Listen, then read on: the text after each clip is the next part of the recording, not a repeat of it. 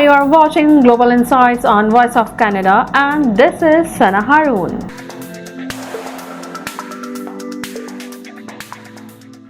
European leaders paid warm tributes to Angela Merkel on Friday as they wound up an EU summit, her 107th as Germany's Chancellor over nearly 16 years and probably her last. Guten Tag. Ja, meine Damen und Herren.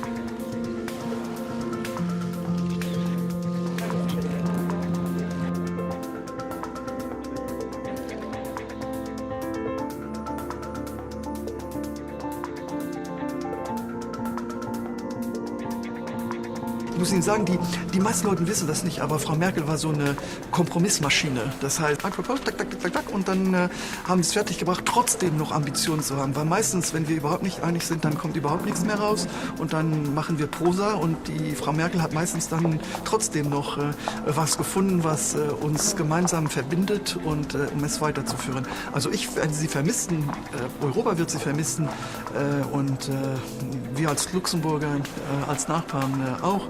Aber es ist eine große Person, die uns verlassen wird. Ich freue mich auf eine Arbeit mit der neuen Regierung, aber ich muss Ihnen sagen, dass die persönliche Beziehung zu Frau Merkel eine Person ist, die ich sehr, sehr viel schätze und ich werde sie persönlich sehr viel vermissen.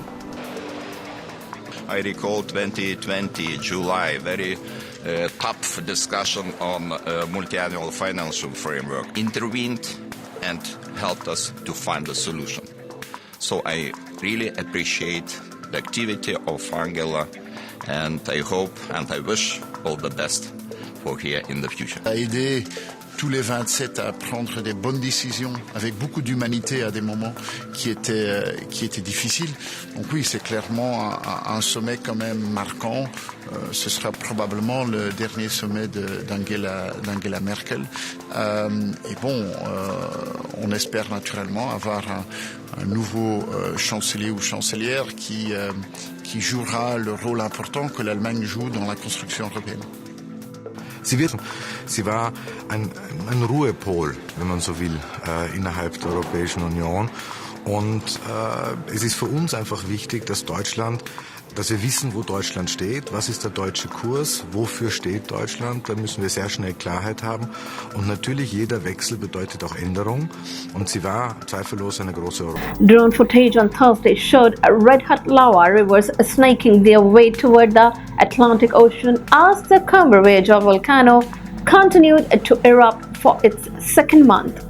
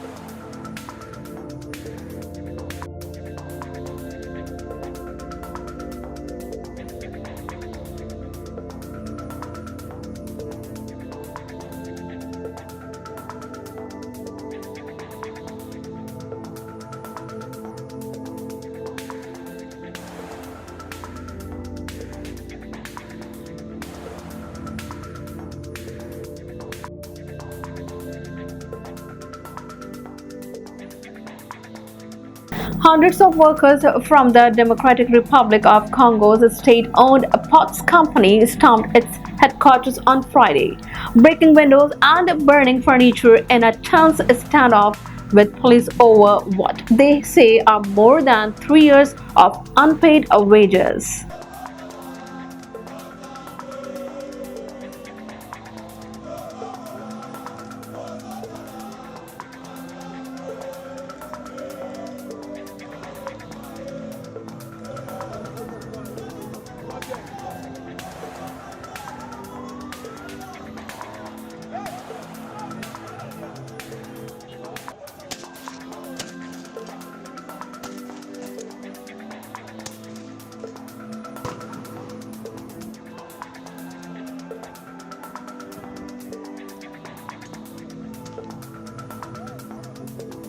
Le gouvernement congolais devait nous donner 207 millions. Nous avons pour les autres 32 mois d'impayement. Pour les anciens, c'est 42 mois d'impayement. C'est inexplicable.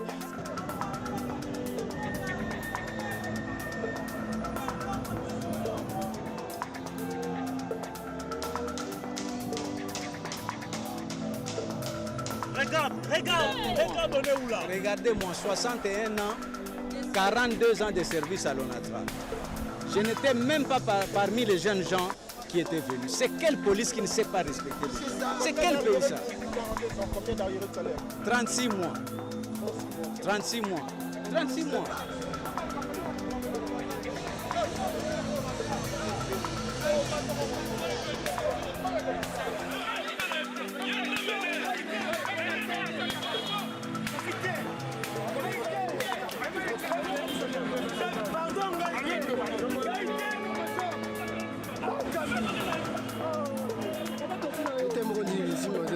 Police in Toronto and have now arrested two men in the murder of Prabjot Singh Khatri, a Sikh man who was found dead outside an apartment building in September.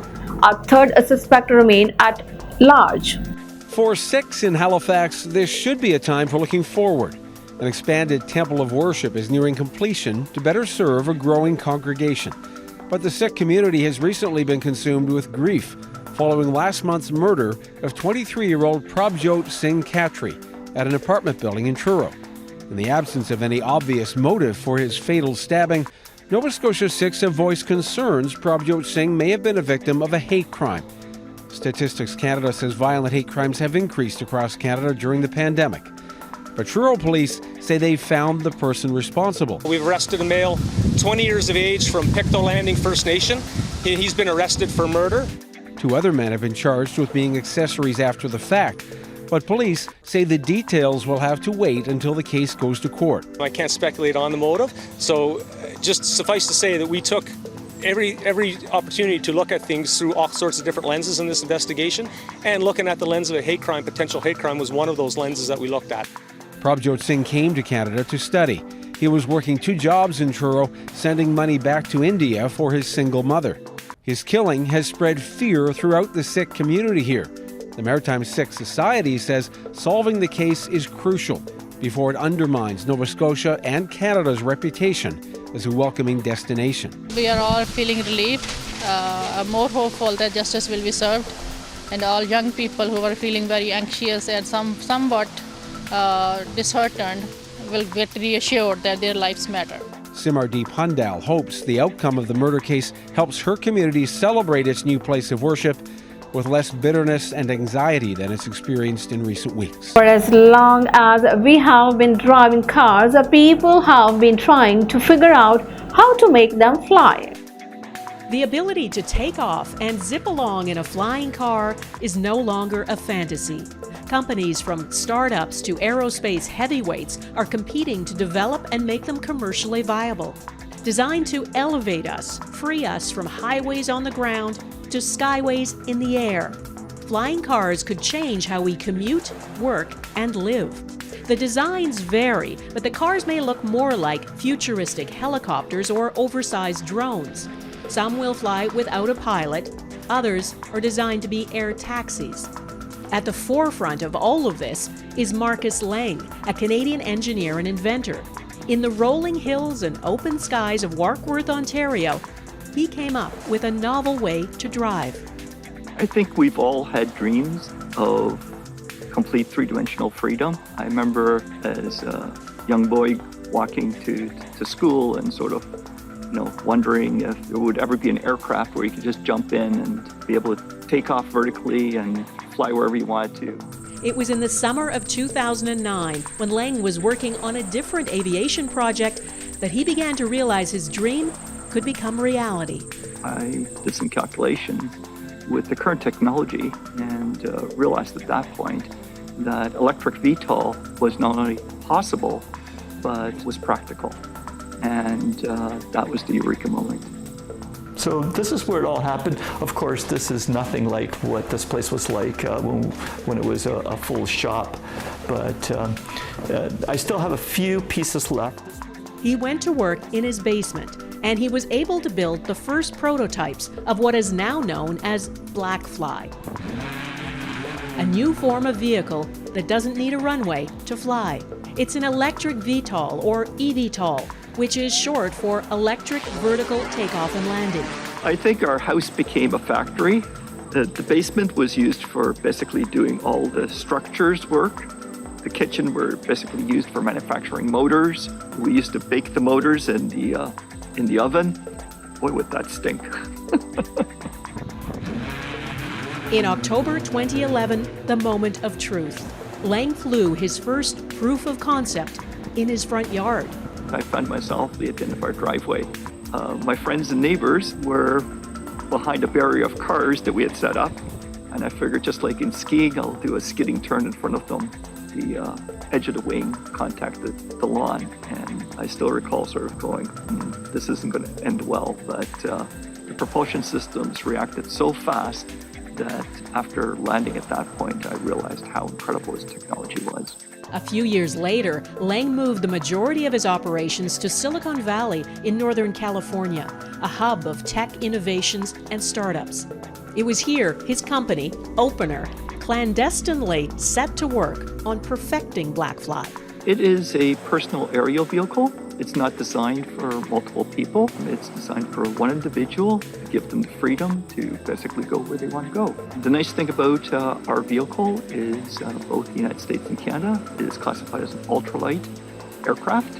In Canada, you require an ultralight license, which is relatively easy and straightforward to obtain. I think the most unique thing is that I can be an operator, you can be an operator. Anyone who is over the age of 18, which is our kind of limit, is able to learn in the course of 2 days and a few hours of simulation how to safely fly this aircraft. So that is something that is exceptionally novel and really incredible to be able to give that type of experience to regular people. What RPM are the motors running at right now? Christina Menton is the Director of Operations, Flight Testing, and Propulsion Lead at Opener. So the aircraft is almost exclusively made from carbon fiber. The wings and the fuselage are made from carbon fiber. The propellers are carbon fiber. We have electric motors that we build ourselves in-house and have designed in-house. And these are the most power-dense electric motors in the world for their size. They're about 4.5 pounds and are just over 25 horsepower. Menton says one of the unique features of this all-electric vehicle is it's amphibious, meaning it can take off and land on water. And it has a return-to-home button. We have auto land features. So basically, when you get close to the ground, the aircraft will take over. And the aircraft will land you so that you can land, whether you press return to home, it'll land you right back on the spot that you want to be, or you bring it down to a new location. Blackfly is controlled by a joystick, can fly in 20-mile-per-hour winds, and operate in extremely cold weather. Anyone up to 6 feet 6 inches tall, weighing 200 pounds or less, can use it. In the United States, which is our primary market, we have very serious weight restrictions. So the American vehicles have a 20-plus mile range for an operator that's 200 pounds. In the United States, we're restricted to 62 miles an hour. In Canada, we don't have those weight constraints, and also we don't have speed constraints. According to Lang, all testing is done autonomously, and Blackfly has flown more than 35,000 miles in test flights. It's unbelievable. I could not have conceived where we are today from where we were 10 years ago. Developing Blackfly doesn't just happen in one swift moment. It's an evolutionary process. And to date, we have built and flown 40 aircraft. Every single aircraft has been an improvement on the predecessor. The COVID-19 pandemic has changed how and where we work. So after more than a year behind plexiglass and Zoom screens, what does the workplace of the future look like?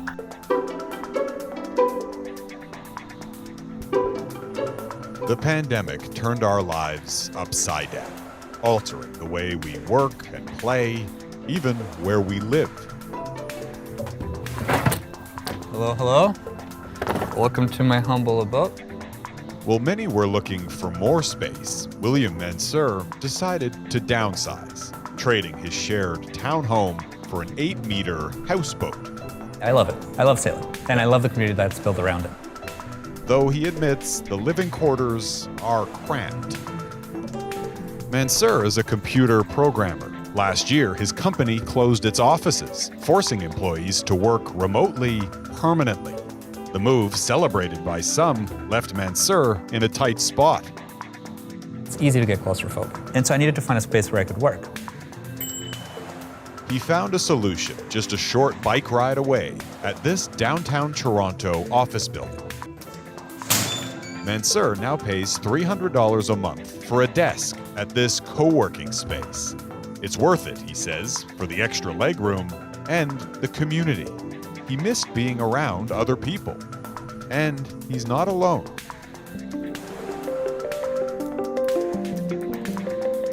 Definitely there's a lot of loneliness, but there's also, loneliness in a crowded house for a lot of people too. Just prior to the pandemic, Meredith Gerritsen launched this Vancouver co-working space for women. I kind of just fell in love with the idea of having a space with other women that were building their businesses, and we could kind of share in that experience. Then, during the pandemic, Gerritsen's personal life took a turn. Her marriage fell apart. Her mother was diagnosed with dementia, and her co-working colleagues became a lifeline. I already had this network that I was able to turn into, and I didn't tell everybody right away, but eventually they became my safety net. And so in a way that I thought that I was building something for somebody else, it turns out I really benefited quite a bit.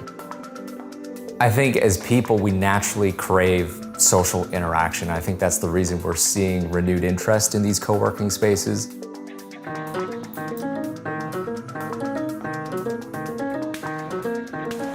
Andrew Au is a work culture consultant. We're going to keep this entertaining as well as educational. His business is helping other businesses adopt better ways of working. The pandemic has changed business. I'd say that the past decade, the focus has been on customer experience. Predicting customer needs, personalizing the customer experience. But I think what's happening now is the pendulum has swung to employee experience. What do employees need? At the start of this year, about a third of Canadians worked mostly at home, compared with just 4% a few years ago. For many, including Au, that meant less time commuting and more spent with his family. But working from home, surrounded by children and chores, has its own challenges. Working from home can be chaotic. And so that's why we wanted to give employees a space to kind of get away from that. All right, Jeff, welcome to the Intercept Cottage. So Au's company, Intercept, purchased this lakefront condo in cottage country, about an hour's drive north of Toronto. It's available to his employees for free as a space to work. You can have your laptop, you could be sitting at the beach club, and then you kind of look out and this is your scene. Au points to a global survey that recently found 3/4 of workers prefer a flexible hybrid model, a combination of working from home and the office or somewhere else. That's what they're demanding. So as much as we are in a technology race, we are in a talent race. And if we want to win that race, we need to offer flexibility and choice to employees. Flexibility can also boost productivity. Research has found remote workers typically work longer, are more productive, and less likely to quit. But what about those who can't work from home or require close collaboration with teammates? A lot of us have spent the pandemic sitting at our desks, interacting with our colleagues over Zoom. But some emerging technology is now altering that reality.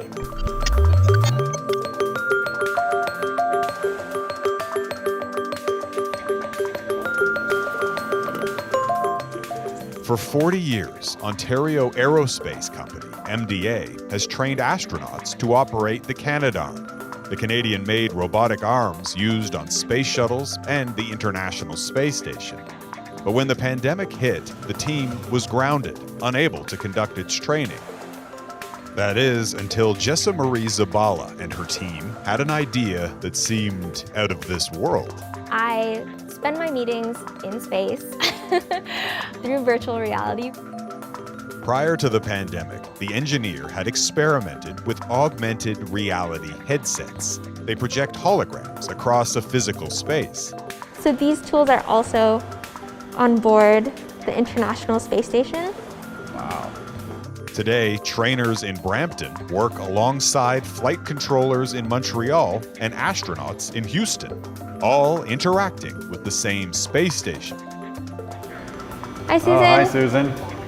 Hi. Her colleagues appear as avatars, basically floating heads that mimic their actual movements. You get that experience of like, oh, you hear them right next to you on like this side instead of like being on Zoom and people talking over one another and cutting out. This felt like a real conversation. Mixed reality tech has been adopted by a range of industries, from this paper mill in Quebec to Canada's oldest candy company in New Brunswick. When a piece of equipment at the Ganong factory breaks down, the manufacturer used to send someone, often overseas. But in the pandemic, they started connecting and assisting virtually. In virtual reality, it feels like you're looking under the hood of a car, but under the hood of our hardware, and looking at all of like our mechanisms while they're moving is pretty incredible. Businesses are also deploying new technology to limit infection in the workplace, moving beyond plexiglass to airborne pathogen detection systems. Employees will return to the office if they feel safe. They have to feel safe and comfortable. So much has changed in such a short time. But what happens when the pandemic finally ends? Is there any going back to the way it was before? I think work has changed permanently. I think that some form of hybrid will be the norm, and hybrid will mean different things to different employers. If employers don't adapt, Al warns, employees will vote with their feet. Or, in Mansour's case, their sales. Oh, come on, boys.